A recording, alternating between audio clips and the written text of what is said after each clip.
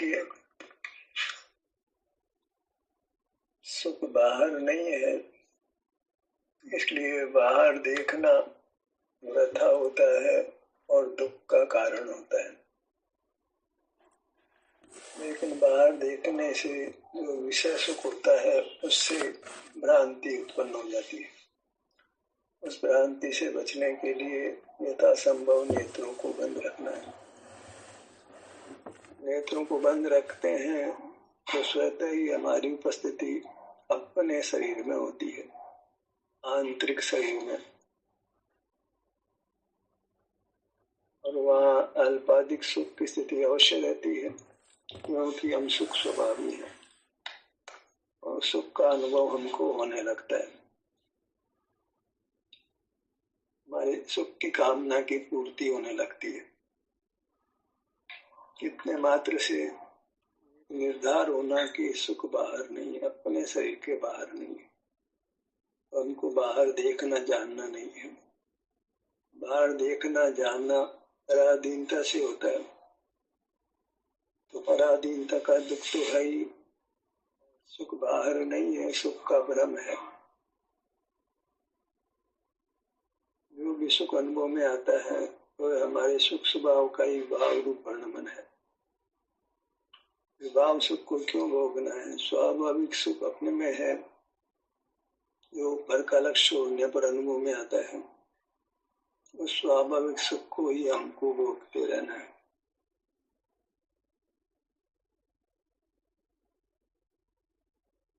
पुरुषार्थ इतना ही है कि हमको ज्ञान क्रिया को रोकना है, क्योंकि वह वृथा है, अनर्थकारी है। सुख की सिद्धि उससे नहीं होती। सुख बाहर होता तो देखना योग्य था, जानना योग्य था, लेकिन सुख बाहर नहीं है। हिरण की नाभि में कस्तूरी है, सुगंध उसके भीतर से आ रही है। भ्रम से वह बाहर मानता है, बाहर ढूंढता ढूंढता मर ही जाता है। हम भी तो सुख बाहर ढूंढते ढूंढते मर ही जाते हैं। निर्वाण नहीं होता है। उसका एक ही कारण है निर्वाण नहीं होने का, कि सुख को बाहर देख रहे हैं। और निर्वाण को रोकता है। बाहर देखने से हम अपने सुख से वंचित रहते हैं। बाहर देखते हैं क्योंकि हमको खबर ही नहीं है कि सुख तो प्रति समय हमारे में अल्पाधिक है ही, लेकिन हम अपने से युक्त ही नहीं होते। फुर्सत ही नहीं अपने से युक्त होने की। बाहर इतना जुड़ गए हैं कि हमको अपना होश नहीं आता, हम अपने को महसूस नहीं करते। बाहर के पदार्थों को देखते जानते रहते हैं, उसी प्रयत्न से सुखी होने का प्रयास करते हैं, पर सुख नहीं मिलता है, कारण कि सुख बाहर नहीं है। जड़ पदार्थ ज्ञात ही होते हैं, भोगी नहीं जाते हैं।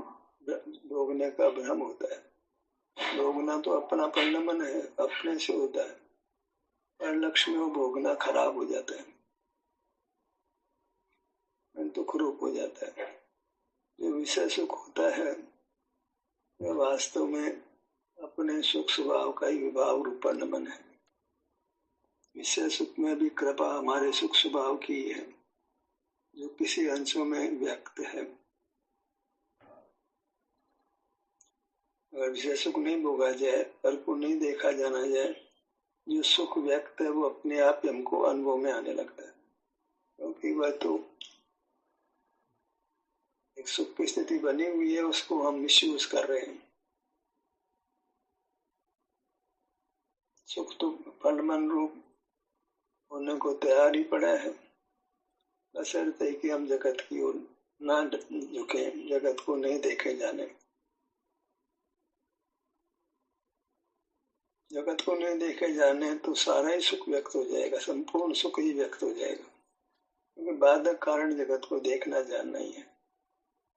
सुख व्यक्त करने के लिए कुछ नहीं करना है, हमको तो देखना जानना बंद करना है, तो सुख तो अपने आप ही व्यक्त हो जाएगा।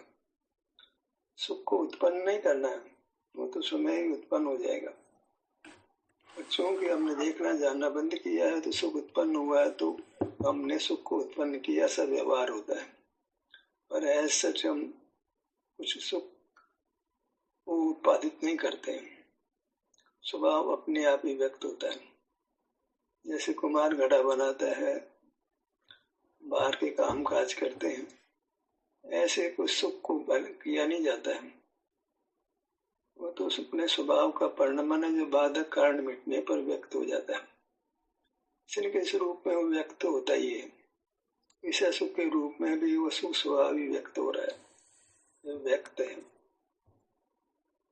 जितना स्वस्थ होता है उतना उसको अधिक विषय सुख अनुभव में आता है, तो जितना अस्वस्थ होता है उसको विषय सुख कम अनुभव में आता है। तो सुख तो स्वास्थ्य का है, तभी कहा है कि स्वास्थ्य ही सुख है। अब स्वास्थ्य प्रकट होने का कारण क्या है कि हम जानना बंद कर देते हैं, तो वह व्यक्त हो जाता है। जानना बंद कर देते हैं तो सुख अनुभव में आने लगता है, तो हमको ऐसा लगता है कि हमने सुख को व्यक्त किया। जानना बंद करते तो अपने में ही होते हैं और हमें सुख का अनुभव होने लगता है। देशना की भाषा में ये बात होती है, ये अपने भी अपने को प्रेरणा देते हैं, बाहर देखना बंद करो। एक बात और कहते हैं, अपना ध्यान अपनी ओर लाओ, क्योंकि जीव में कुछ करने का परिणाम पाया जाता है। देखना भी एक करना है, तो करने वाले जीव को उसी भाषा में समझाते हैं, न तो समझता नहीं है।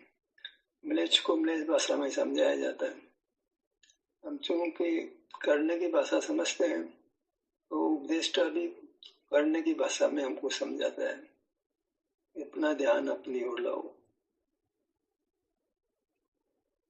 चूंकि कर्ता बुद्धि में खड़े हैं, कुछ करना चाह रहे हैं, अन्यथा विश्वास हो कि पर के देखने जानने मात्र से हम अपने में होते हैं, तो सुख का परिणाम शुरू हो जाता है। सने सने ये भी ज्ञान हो जाता है, समझ हो जाती है कि पर का देखना जानने मात्र से ही हम अपने में होते हैं, हमारा ध्यान अपने में होता है। आत्मिक शिष्य को ये कहना होता है कि ध्यान को यहाँ लाओ, हम भी अपने को प्रेरणा देते हैं कि ध्यान को यहाँ लाओ। अब बात दूसरी हो जाती है, अपने सुख की दशा का अनुभव करो। यहाँ सुख की स्थिति अपने विभिन्न भागों में उसका अनुभव करो, तो आपके सुख की कामना की पूर्ति होगी। अपने को ये निर्देश देना है कि सुख की स्थिति प्रकट है, उसको भोगो। अच्छा अच्छे हैं ऐसी अनुभूति आप में हो रही है, मन सुख की स्थिति है। बाहर कितना है, अस्ति नास्ति से कहें तो बाहर का देखना जानना बंद करो और अपने में उपस्थित होकर सुख का अनुभव करो। अपने में उपस्थित होना ये एक प्रेरणा की भाषा है, क्योंकि बाहर नहीं है तो अपने आप अपने में ही है, और अपने में है तो अपनी अवस्था का अनुभव अपने आप ही हमको हो जाता है, करना नहीं पड़ता है, सहज होता है। हम समझें कि बाहर खड़े हैं तो अपने आप हो जाएगा, बाहर खड़े हुए तो बाहर का भावी परिणाम होगा।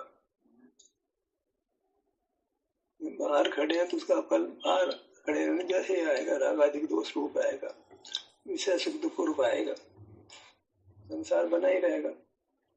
हमें तो संसार को रोकना है, तो अपने आप ही मोक्ष मार्ग में मोक्ष होगा। ये सुगम है, क्योंकि बाहर करने का बाहर से हमको निर्भर किया जा रहा है, तो करने से कोई राजी नहीं। करने से राजी होते तो तनख्वाह देनी नहीं पड़ती किसी को, काम करो, आपको अच्छा लगता है, पैसा किस बात का मांगते हो। हम तो आपके काम करने की इच्छा की पूर्ति कर रहे हैं, उल्टा आप हमें पैसा दो। पर ऐसा नहीं है, वो कहता है कि साहब काम करना नहीं चाहता है, मेरा अंतर्मन काम के साथ राजी नहीं है, तो मेरी मजबूरी है कि मैं काम कर रहा हूँ, नहीं तो विश्राम आराम की स्थिति में रहना चाहता हूँ। यह स्थिति मोक्ष मार्गी जीव की है। हम कमजोर होते हैं तो अपने आप को प्रेरणा देते हैं एक तो प्रेरणा देते हैं कि नेत्रों को बंद कर लीजिए, मैं नेत्रों को बंद कर लूं मैं और अपने शरीर का एहसास करूं। ये एक्स्ट्रा उपदेश हम देते हैं। जबकि बाहर देखना बंद कर दें तो अपने आप हम अपने में ही होंगे। और अभी विकल्प बंद नहीं होता है तो वो विकल्प खड़ा होता ही है कि अपना मुख अपनी ओर लाओ, अपने शरीर का एहसास करो। और अपने आप अपना मुख अपनी ओर होता है जब पर को नहीं देखते और अपने शरीर के सुख की स्थिति का एहसास होता है। जितना शब्द है वह सब करने रूप होता है। शब्द की एक कमजोरी है, देश नाम शब्दात्मक होती है तो क्या बोला जाए। तो ये कहा जाएगा, ये उपदेश दिया जाता है कि अपना ध्यान अपने पर लो। बलवान उपदेश तो यही है कि नेत्रों को बंद कर लो। कुछ जानना देखना नहीं है बाहर, कुछ बाहर करना नहीं है, कुछ बाहर की वस्तु भोगी नहीं जा सकती। इतना युक्ति और अनुभव से जान लिया तो स्वतः ही हम अपने शरीर के क्षेत्र में होते हैं और हमें वो सुख मिलता है जो पहले कभी नहीं मिला। दीनता से होता है, कोई कर्म सापेक्ष नहीं है, अपना ही स्वरूप है जो मालूम नहीं होने से नहीं भोगा जा रहा था। सिर से पांव तक ये असुचि शरीर है, ये तो हमारे अनादि की बोली है। अब ये सूची शरीर है, एक शरीर असुचि है और एक शरीर अत्यंत सूची है। नारा दिन का अंतर है, एक शरीर तो चेतन है, दूसरा शरीर चेतन है। एक शरीर परमात्मा रूप है, दूसरा शरीर में परमात्मा ने का अंश भी नहीं है।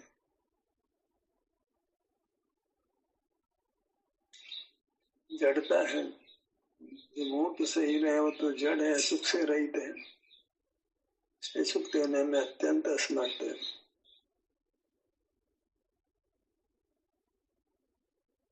शरीर हम स्वस्थ चाहते हैं तो अभिन्न साधन शरीर ही होगा। शरीर से जुड़कर रहें, शरीर का एहसास करें, वो जो स्वभाव व्यक्त है उसका अनुभव होने लगेगा और अधिक सुख प्रकट होने लगेगा।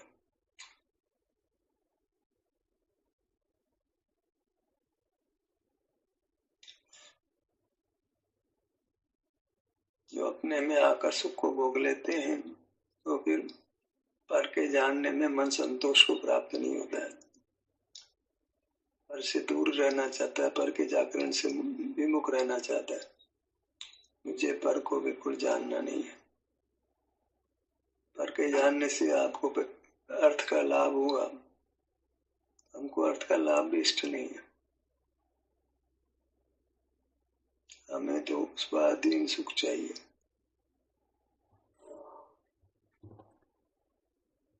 स्वाधीन सुख की उपस्थिति रहती है, बस उसको भोगते रहना है। वह उपस्थिति स्वाधीन सुख की अपने क्षेत्र में ही होती है। जहाँ विस्तार है वही वृत्ति होती है।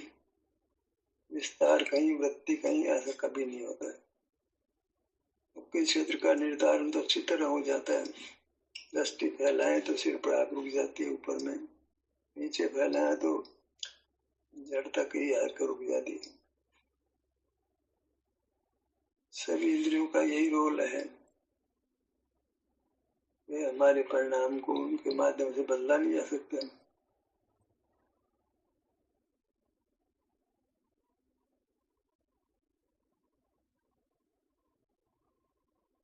अपने मुखमंडल को लक्ष्य में लीजिए।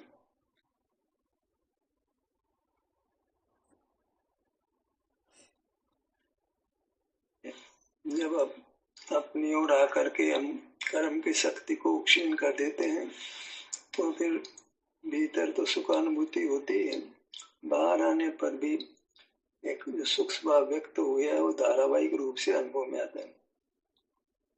बीच में थोड़ा बहुत गैप हो खाना, आहार निहार आदि कुछ कार्यों के लिए, अन्यथा अनुभव की निरंतरता बन जाती।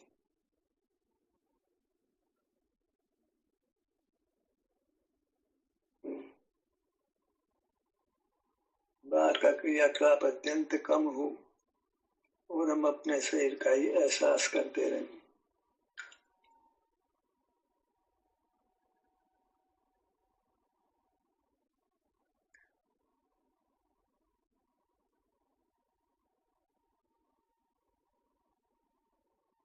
शरीर के एहसास में बाहर का जानना बिल्कुल नहीं होता, तो फिर कर्म का बंधन भी नहीं होता। कर्म की निर्जरा होती है, उस निर्जरा में सबसे पहले निकट का कर्म नष्ट होता है और सहज ही हमको निकट में सुख की प्राप्ति हो जाती है।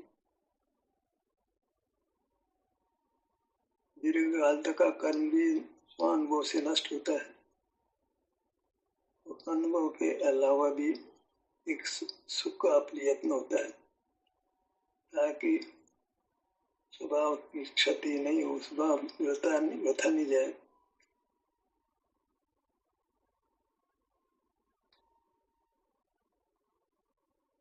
लाट का भाग,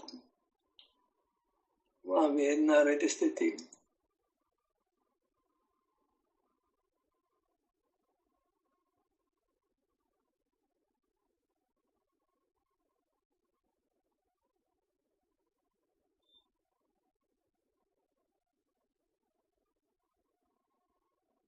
अब यह सूक्ष्म धातु में मिलकर रह रहे हैं, विचार करें तो यह प्रगट ही अच्छी स्थिति नहीं है।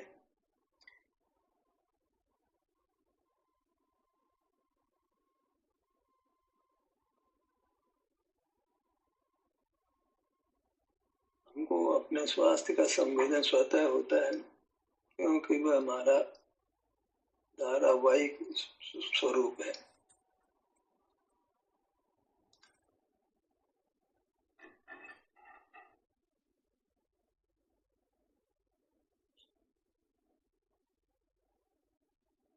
नेत्रों के भाग पर आइए।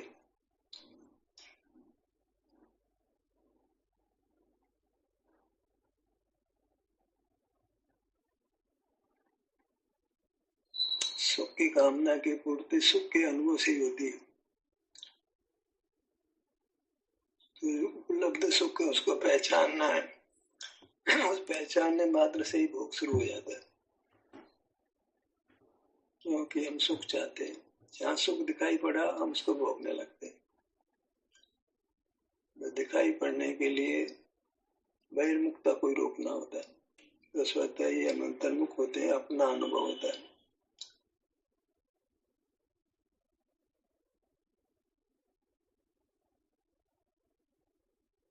आनु का भाग,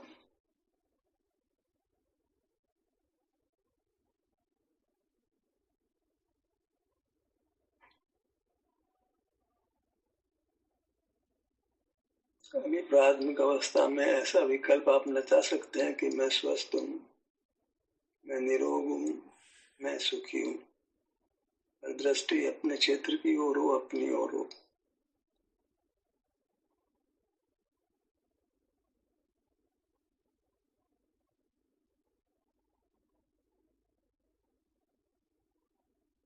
कानों का भाग,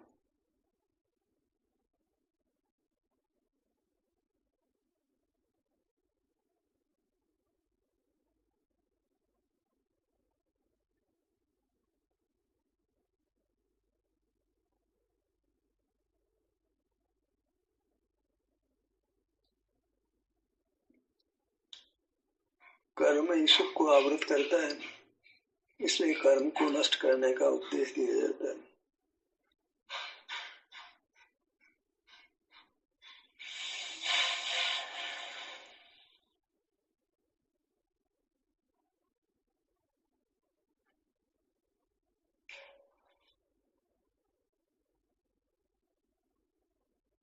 नासिका पर आइए।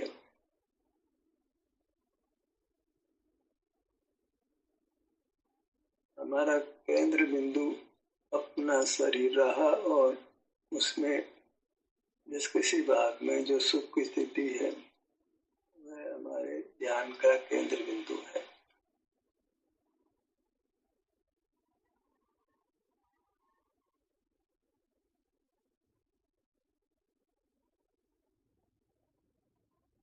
गर्दन का भाग,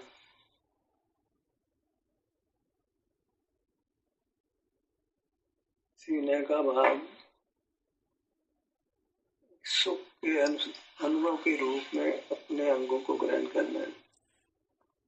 अंग मात्र से कुछ उपलब्धि नहीं, यदि वहाँ व्यक्त सुख की पर्याय उसको नहीं भोगा जाए।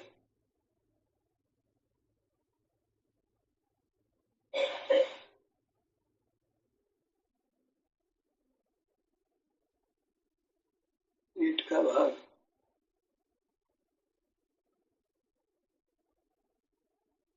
दाई भुजा सुखरूप भुजा,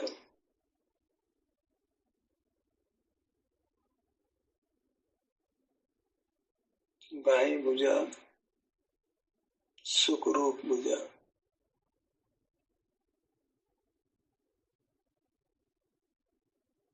दायां पैर, बायां पैर, सहजी वृत्ति अपने विस्तार में ठहरने लगे और कभी च्युत नहीं हो। ये साधना का स्वरूप है, ऐसी भावना साधना का स्वरूप है। भावना से भवन बनता है। एक बार भावना के अनुरूप परिणमन करने का विकल्प किया, भावना के अनुसार परिणमन होने लगता है।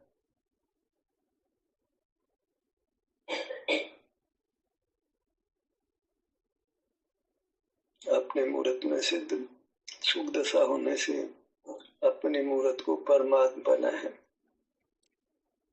काफी अल्पाधिकांश रहता है। उससे यह निर्धारण करते हैं कि हम सुख स्वभावी हैं।